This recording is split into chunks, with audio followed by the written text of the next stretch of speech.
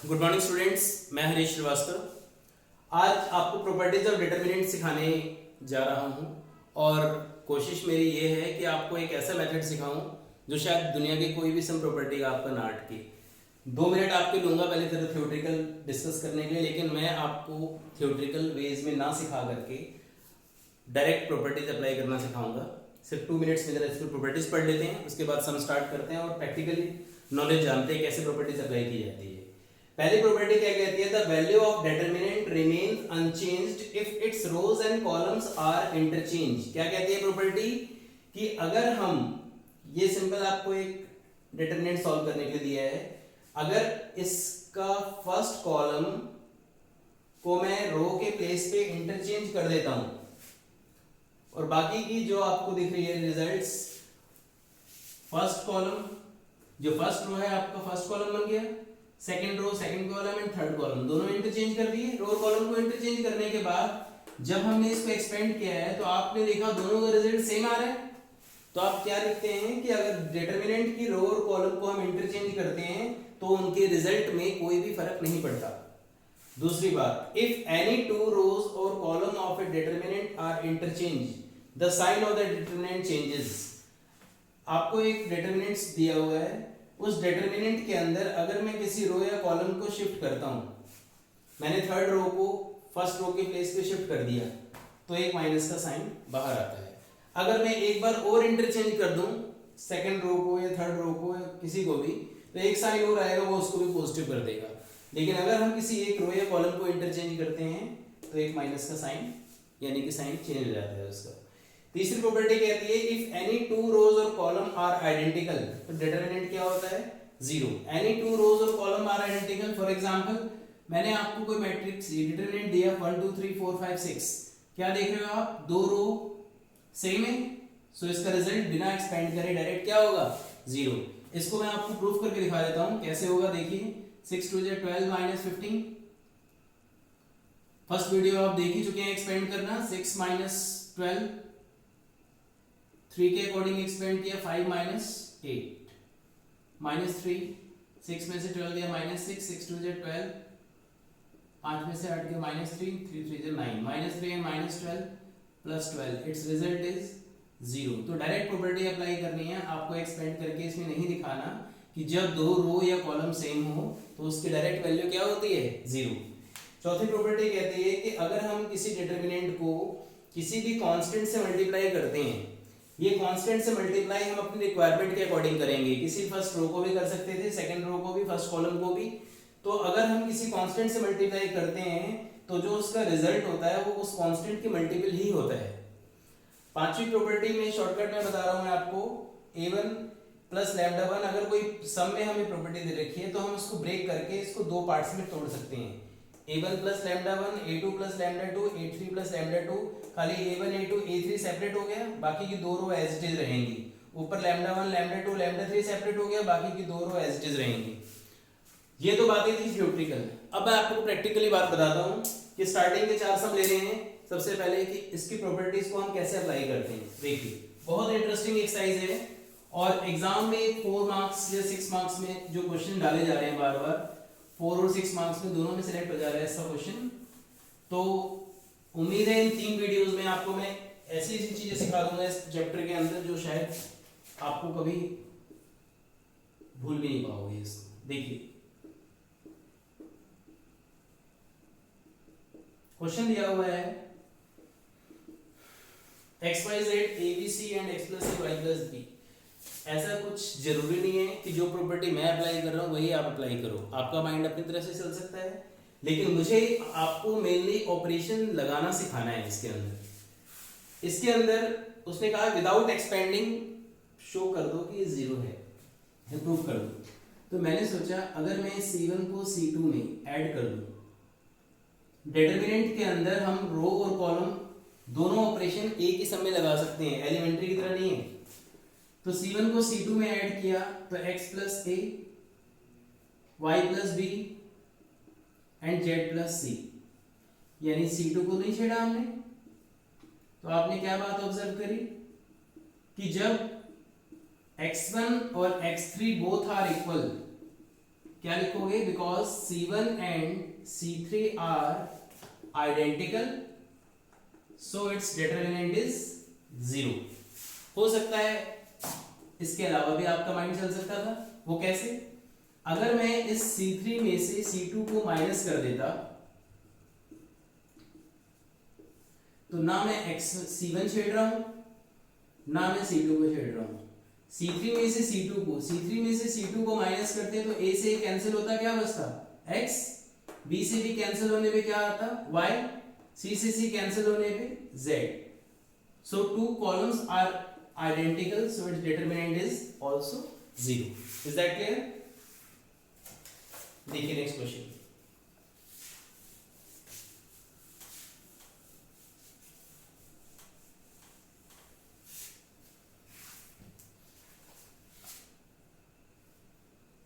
A minus B, B minus C, C minus C, B minus C, C minus A, A minus B, C minus A, A minus B, B minus C is equal to 0।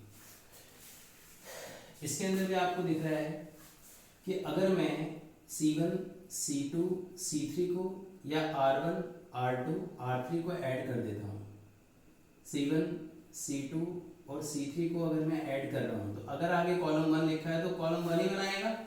जैसे आप इसको add करेंगे, मैं आपको add करके एक step में दिखा देता हूँ। जैसे ही आपने सबको ऐड किया, C minus A minus B, B minus C, बाकी के दो कॉलम को हम नहीं छेड़ रहे। C minus A minus B, B minus C। तो क्या देखा आपने कि इसको कट करने के बाद हमारे पूरा का पूरा जो रिजल्ट आ रहा है वो 0 0 0 0 आ रहा है। तो जब फर्स्ट कॉलम भी 0 हो गया तो पूरा का पूरा रिजल्ट क्या आ जाएगा? 0। क्या यहां तक बात समझ में आ गई? इसी टाइप से क्वेश्चन नंबर 3 में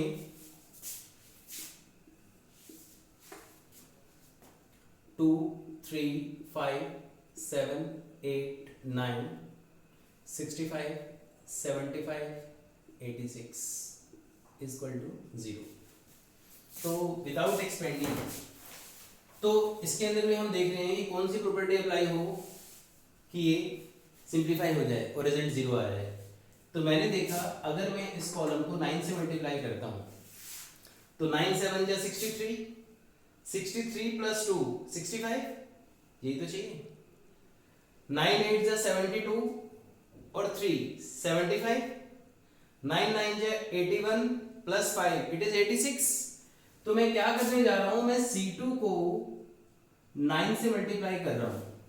लेकिन क्योंकि मैंने आपको ये रूल भी सिखा रखा है कि हम आगे किसी भी रो या कॉलम को कांस्टेंट से मल्टीप्लाई नहीं करते हैं, इसलिए मैंने C2 को पीछे रख के C1 में ऐड कर दिया, तो ये हमारा कॉलम 1 ही बनाएगा। ये रूल मैं आपको पहले भी बता चुका हूं कि आगे के किसी भी रो या कॉलम को कांस्टेंट से मल्टीप्लाई नहीं करते, ध्यान रखना इस बात को। तो C2 को मैंने 9 से मल्टीप्लाई किया और इसमें ऐड करते ही रिजल्ट क्या आ जाएगा? 9 7 जा 63 plus 2 it is 65, 72 plus 3 is and 86, 7 8 9 65 75 86, so its result is also 0। why? Because C1 and C3 are identical, so its determinant is also 0। clear?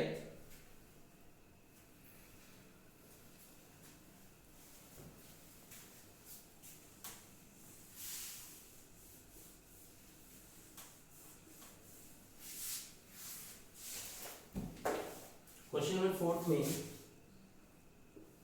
1 1 1 BC CA AB A into B plus C and B into C plus A and C into में A plus B is equal to 0। so 1 1 1 BC CA AB multiply करते AB plus AC BC plus BA and CA plus CB। आपने क्या observe किया, अगर मैं इन दोनों को add कर देता हूं C3 को C2 में अगर मैं C3 में C2 को ऐड कर देता हूँ, 1 1 1 कर BC CA AB, C3 में C2 को ऐड करते ही AB plus BC plus AC, AB plus BC plus AC, AB plus BC plus AC. Now taking common, AB plus BC plus AC को जैसे आपने कॉमन निकाला, AB plus BC plus AC को common निकालते ही 1 1 1 BC CA AB and this is also 1 1 1. तो जब दोनों के दोनों कॉलम आइडेंटिकल आ रहे हैं, so its result is also 0 because C1 and C3 are identical. तो आपने क्या देखा, ऑलमोस्ट 3 समूह में हमने सेम प्रॉपर्टी अप्लाई कर दी कि जब दो कॉलम सेम है या दो रो सेम हो तो उसकी वैल्यू क्या होती है, 0. देखिए क्वेश्चन नंबर 5 से,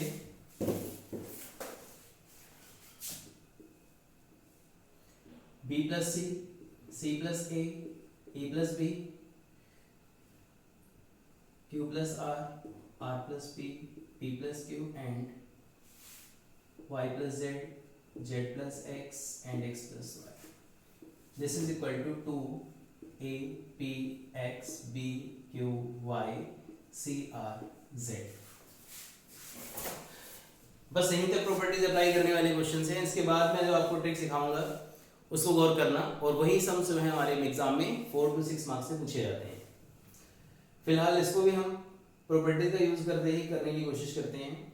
सबसे पहला काम मैंने क्या किया, R1 R2 R3 को ऐड किया, R1 plus R2 plus R3. जैसे आप R1 plus R2 plus R3 को ऐड करोगे, A 2 times B 2 times C 2 times, can be right it 2A plus B plus C.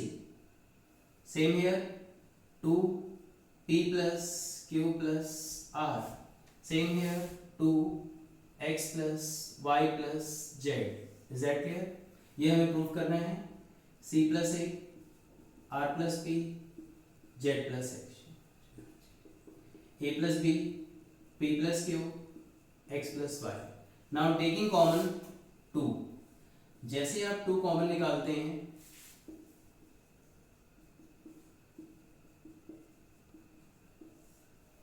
C plus A plus B, R plus P, P plus Q, Z plus X, X plus Y. अब हम देखते हैं कि हमें चाहिए क्या, APX चाहिए, BQY चाहिए एंड CRZ चाहिए. अगर मैं इस R1 में से R2 या R3 किसी एक को भी सब्ट्रैक्ट कर दूं, R2 को ही कर देता हूं मैं, तो A से A, C से C कैंसिल हो जाएगा तो सिर्फ क्या बच जाएगा, B. P और R कैंसिल हो जाएंगे तो क्या बचेगा, Q. Z और X कैंसिल हो जाएंगे तो क्या बचेगा, Y. बोलो बात समझ में आई. C plus A, R plus P, Z plus X, A plus B, P plus Q and X plus Y. अब BQY चाहिए था, BQY हमें ऑब्टेन हो गया. अगर मैं इस R3 में से R1 को माइनस कर दूं, हम जो ऑपरेशन अप्लाई करते हैं प्रूफ को देख करके हम अपने ऑपरेशंस अप्लाई करते हैं जो हमें रिक्वायरमेंट होती है. हम R2 को नहीं छेड़ रहे हैं, C plus A, R plus P, Z plus X. अगर मैं R3 में से R1 माइनस करता हूं तो B से B कैंसिल होके A बच जाएगा, Q से Q कैंसिल होके P बच जाएगा और Y से Y कैंसिल होके क्या आ गया, X.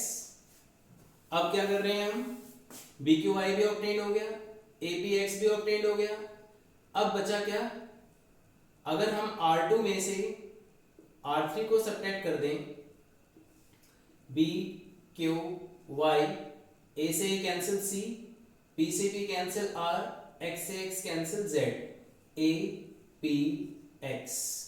और क्योंकि हमें रो APX ऊपर चाहिए तो मैंने क्या करा, पहले इसको इंटरचेंज किया. अगर मैं R2 टेंस टू R3 करता हूं इंटरचेंज, तो आपको पता है एक माइनस का साइन बाहर आएगा, तो बी क्यू वाई ऊपर, ए पी एक्स R2 पे आ जाएगा और सी आर जेड नीचे। बट हमें ए पी एक्स को R1 की प्लेस पे लाना है, तो एक बार और इंटरचेंज करना पड़ेगा। जब आप एक बार और इंटरचेंज करेंगे R1 टेंड्स टू R2, तो रिजल्ट एक नेगेटिव साइन और बाहर आएगा, वो उस नेगेटिव को पॉजिटिव कर देगा। तो R1 के प्लेस पे आ जाएगा APX, BQY and CRZ। Is that clear students? Note करिए, अब मैं आपको जो सिखाने जा रहा हूं वो इंपॉर्टेंट बात है, जरा 2 मिनट उस पर कॉन्सेंट्रेट करना, जिन बातों को मैं 3 बातें बताने जाता हूं।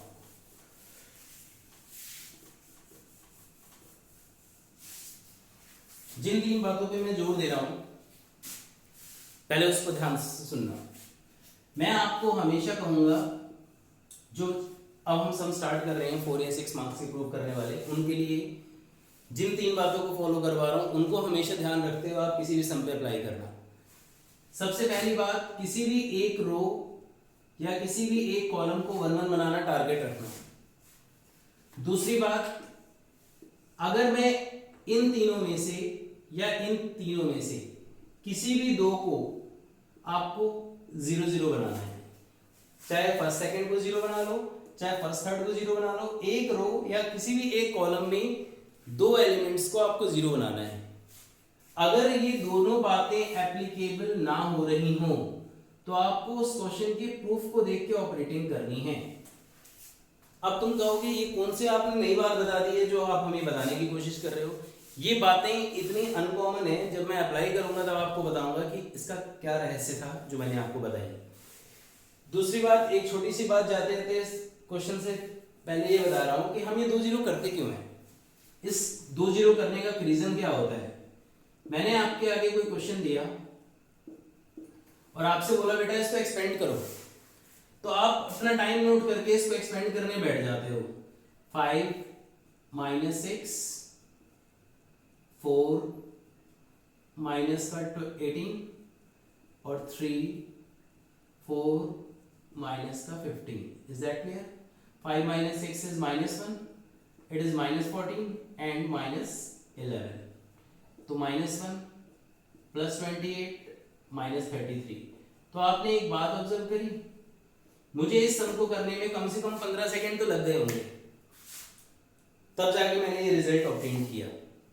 लेकिन अगर मैं आपको इन तीनों में से किन्हीं भी 2 एलिमेंट को 0 बना देता पहले से ही, तो भी क्या आपको इतनी मेहनत करनी होती? आप जानते हो ना 0 के अकॉर्डिंग किसको भी एक्सपेंड करेंगे तो 0 ही देगा। तो पॉजिटिव नेगेटिव पॉजिटिव, जैसे कि मैंने आपको फर्स्ट एक्सरसाइज में एक्सपेंड करना सिखा रखा है, पॉजिटिव नेगेटिव पॉजिटिव, तो आप सिर्फ 3 के अकॉर्डिंग एक्सपेंड करोगे। जब 3 के अकॉर्डिंग एक्सपेंड करोगे तो 4 - 15 इट इज -11। क्लियर? और -11 करते सॉल्व करते कितना आ जाता है? -33। जब आपको तीनों के अकॉर्डिंग एक्सपेंड करना पड़ रहा है, अगर 2 एलिमेंट में चेंज कर देता तो मेरा रिजल्ट सेकंड में आ जाता, तो मुझे इसको करने में शायद 2 ही सेकंड का समय लगा होगा या 3 सेकंड का, तो यानी 5 टाइम समय हमारा बच गया है इसके अंदर। तो मैं आपको सिर्फ ये बताने की कोशिश कर रहा हूं कि प्रॉपर्टीज ऑफ डिटरमिनेंट की जो एक्सरसाइज है उसके अंदर आपको 2 एलिमेंट्स को 0 क्यों बनाना होता है, समझ में आ गया? ताकि हमारा एक्सपेंशन रिड्यूस हो जाए। अब मैं आपको ये सारी बातें अप्लाई करके दिखाता हूँ, ध्यान से इन बातों को नोटिस करिए और 3 प्रॉब्लम्स करवाता हूँ इसके आगे, वो देखिए जरा ध्यान से। जो 3 चीजें मैंने बताई मैं आपको एक एक करके सबको अप्लाई करके दिखा रहा हूँ।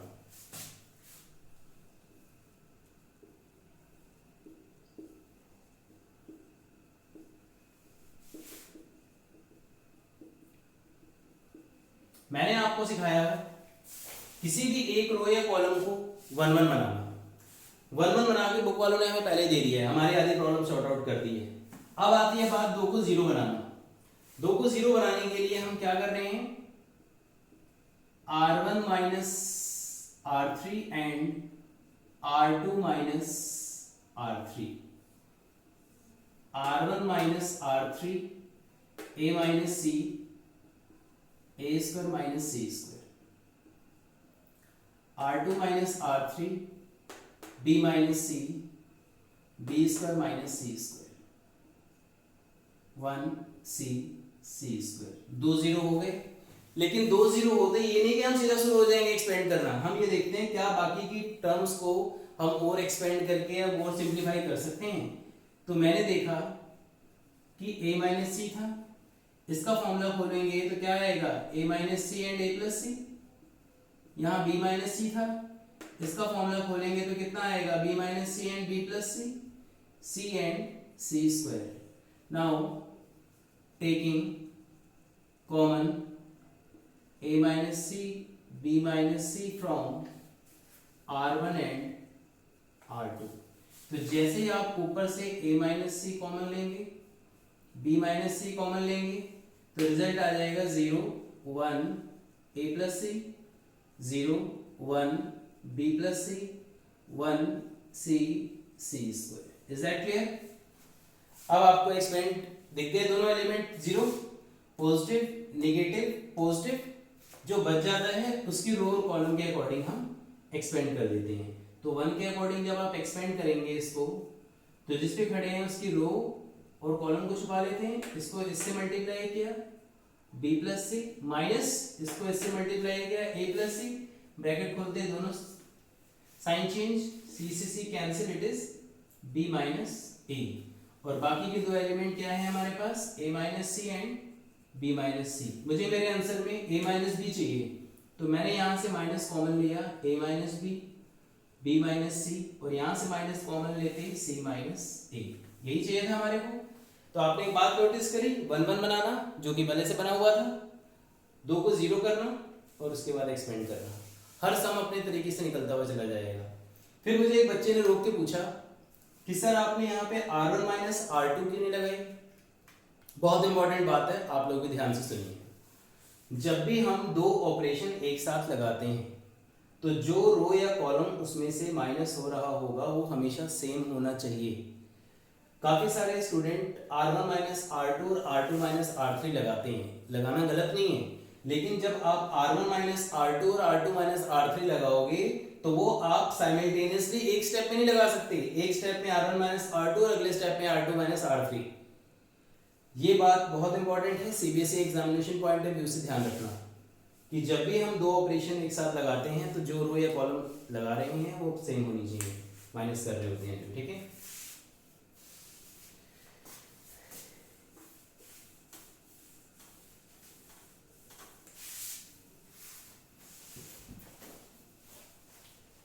एक क्वेश्चन और लेते हैं इसी प्रॉपर्टी का, second part. 1 1 1 a b c a cube b cube c cube and a minus b b minus c c minus a and a plus b plus c। हमें इसके अंदर दो को जीरो करना है। दो को जीरो करने के लिए मैं क्या करूंगा, फिर वही काम c1 c2 c3, तो मैंने c1 माइनस c3 भी लगा लिया and c2 minus c3। Is that clear? c1 minus c3 लगाते कितना आ गया 0, this is a minus c, a cube minus c cube, 1 minus 1 is 0, b minus c, b cube minus c cube, 1 c and c cube. Clear है? अब a cube minus c cube की property क्या होती है, a minus c, a square a c plus c square. Same here, b cube minus c cube की property क्या होती है, b minus c, b square plus b c plus c square, 1 c and c cube. Is that clear?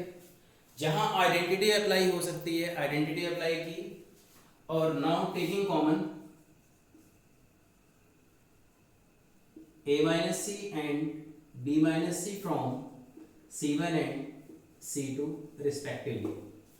तो हमने a minus c और b minus c दोनों में से हमने कॉमन निकाल दिया।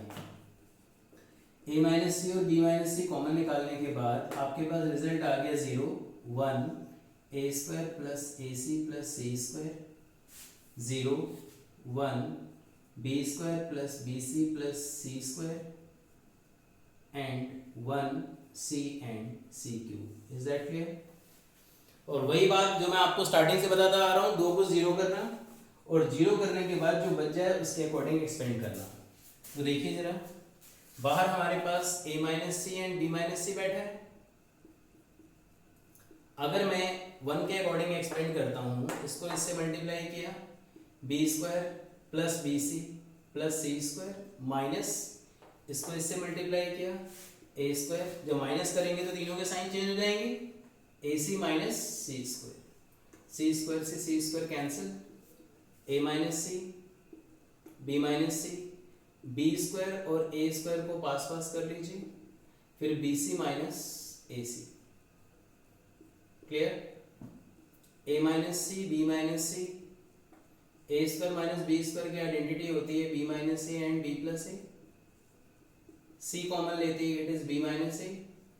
जैसे ही आप बी माइनस ए कॉमन निकालेंगे, ए minus c b minus c, b minus a common निकालते ही ब्रैकेट में क्या बचेगा, it is b plus a plus c. So हमें क्या चाहिए था, a minus b. A minus b लाने के लिए मैंने माइनस का साइन कॉमन लिया, फिर बी माइनस सी, इसको सी माइनस ए बनाने के लिए माइनस कॉमन लूंगा तो उसको पॉजिटिव कर देगा, it is a plus b plus c. तो बेटा आपने एक बात नोटिस करी, जिस 3 बातों को मैंने बताया मैं उन्हीं 3 बातों को फॉलो करते हुए चल रहा हूँ और सम चाहकर ना चाह करके भी अपने आप निकलते हुए चले जाते हैं। अब मैं आपको एक तीसरी प्रॉपर्टी बताने जा रहा हूँ। तीसरी बात जो मैंने आपको बताई कि अगर 1 1 और 2 0 ना हो रहे हों तो हम उसके अलावा प्रूफ को देख करके भी ऑपरेटिंग कर सकते हैं। तो उसी से रिलेटेड एक सम और ले रहा हूं मैं। क्वेश्चन नंबर 9 में x y z x square y square z square y z z x and x y, x minus y y minus z z minus x and x y y z z x। Clear? करने को तो इस सम को मैं वैसे भी कर सकता हूं जो मैंने इसको 1 1 बनाया कि अगर मैं इसको x y z से मल्टीप्लाई कर दूं तो यहां से x y z बाहर आ जाएगा तो ये 1 1 1 बन जाएगा। लेकिन मुझे आपको उस तीसरी बात को सिखाना है जो मैंने आपको 3 बातें सिखाई, 1 1 बनाना, 2 को 0 करना, और अगर दोनों बातें एप्लीकेबल ना हो रही हो तो प्रूफ को देख के ऑपरेटिंग करना। तो यहाँ पे ना 1 1 बना है ना 2 0 बने हैं फिलहाल, तो मैं आपको प्रूफ को देख के ऑपरेटिंग क्या कहना चाहता हूं कि मुझे मेरे आंसर में x minus y y minus z z minus x चाहिए। तो मैंने सोचा अगर मैं r1 minus r3 and r2 minus r3 apply करता हूं, r1 minus r3 r2 minus r3 apply करता हूं yz minus xy, same here y minus z y square minus z square and zx minus xy, z z square xy। तो x minus z y minus z z, a square minus b square is a minus b and a plus b,